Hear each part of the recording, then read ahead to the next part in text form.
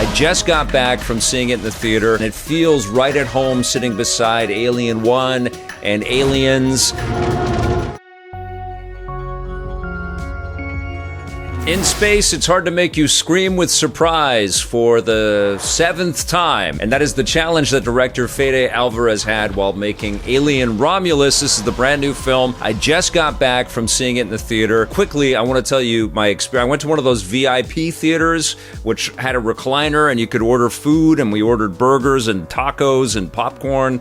We had an incredible time. Definitely go out and do stuff like that if you want to go and see a movie. That was the first time we'd ever done that in our home city. We've done that in different cities before, but we had an amazing time. Reclined with all kinds of great snacks and food, watching this very, very well crafted, this lovingly crafted space horror movie, which does a very good job at acknowledging its influences, and it feels right at home sitting beside Alien 1 and Aliens, and certainly it evokes some of the other imagery that you may have seen across the many Alien films at this point. And honestly, that is the biggest issue with this movie. Not so much that it borrows liberally from the franchise and the lore of Alien, which is convoluted at this point, but because it's really hard to make it a horror experience. You know the beats when you're watching all of this. You know what's going to happen with these little face huggers. You know what's going to happen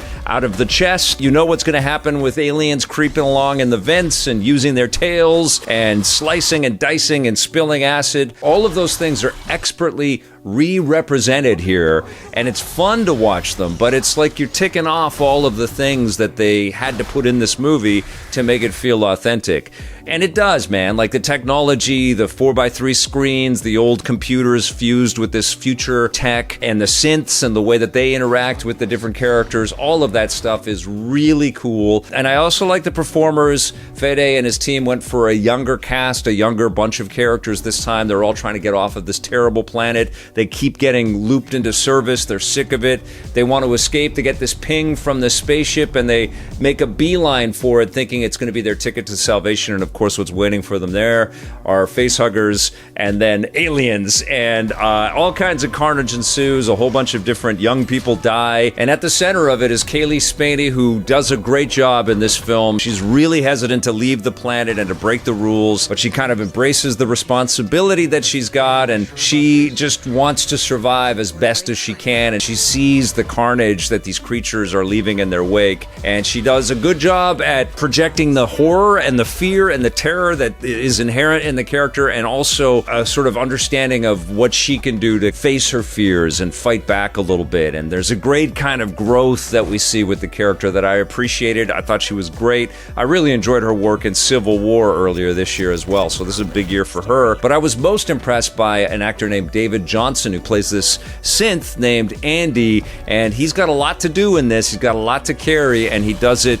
with real style, real panache. There's been some great synths in the Alien universe in the past. A lot of really big actors that have done some excellent work with that concept, but David Jonsson does a really good job at making this experience his own and making the synth in the center of this story meaningful and powerful. And I thought that that was a really terrific addition to the plot and to the story, and now to the many tendrils that the Alien franchise, no pun intended, that the Alien franchise has at this point. I like this movie. I mean, it's a good escape to the theater. It definitely is evocative of the 80s kind of vibe of Aliens. Aesthetically, it's really hard to fault this thing. You can really tell that effort and craftsmanship was put into the practical effects and the facehuggers scurrying across the ground, and all of the alien creatures look terrific, and the way that people bite it actually looks pretty cool, and the acid blood, I mean, God, that is so masochistic, isn't it? I mean, you think you're going to kill these things,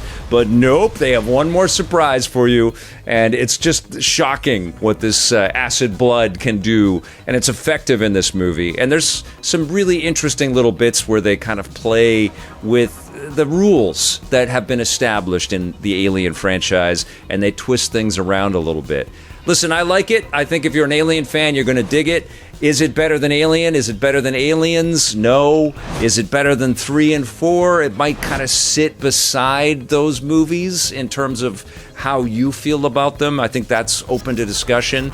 It's pretty hard for me upon first viewing to kind of see where it's situated across all the movies. There's things in Prometheus I like. There's a couple of little things that I liked in Covenant. So I don't know. I think there's a wide gap between Alien 1 and Aliens 2 and then where this movie sits, but it does fit in that pantheon. And I think the thing that does this movie the most harm is that there's been all of these attempts to kind of continue what Ridley Scott and James Cameron did with the first two films, and they've been all over the map, and so it's just this messy collection of ideas. And so this movie is really hurt by that, because we've had Alien around us in lots of incarnations, including those Alien versus Predator movies, and it would have been great to have a little more distance and to have this surprise us and come back, but it doesn't. It doesn't really shock you or scare you. It's just really well made. And I honestly do hope it's a hit, but I also wouldn't mind if we take a break from Alien for a little while, you know, so that it can come back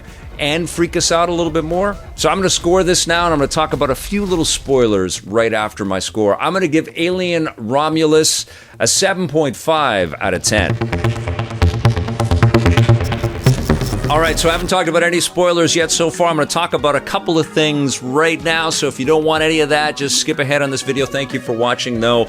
All right, let's get into it. This is a movie that is a bit of a connect the dots across the Alien lore. Ridley Scott's a producer. He's a big part of the creative decisions on this film. I think Fede Álvarez went to Ridley Scott with some distinct story ideas, and they were threaded into what has come in Alien before. So if you're not a fan of those big white creatures from Prometheus, those caretaker type creatures that we saw that were kind of spreading life everywhere, and we saw a little bit more of that in Alien Covenant as well.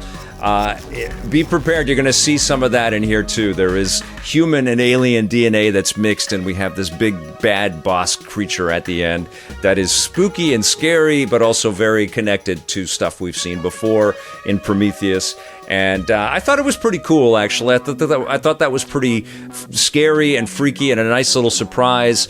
Honestly, the biggest surprise out of all of the stuff that happened, the biggest scare for me was that moment that this creature erupted, and it was very tough to kill, and I enjoyed that. But I can see that rubbing people the wrong way because, you know, Prometheus and Covenant are very messy movies.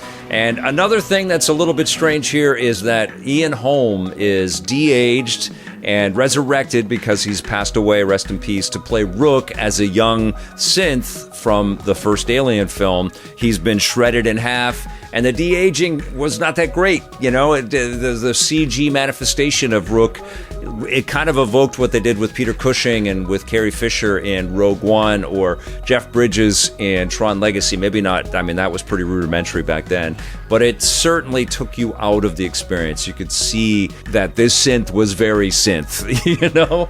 It was two layers of synthesized human there. But it was cool. It was a cool story addition. It just effects-wise, it was a little clumsy. But I did enjoy that, and I did enjoy the other tips of the hat to other things that we've seen in Alien films.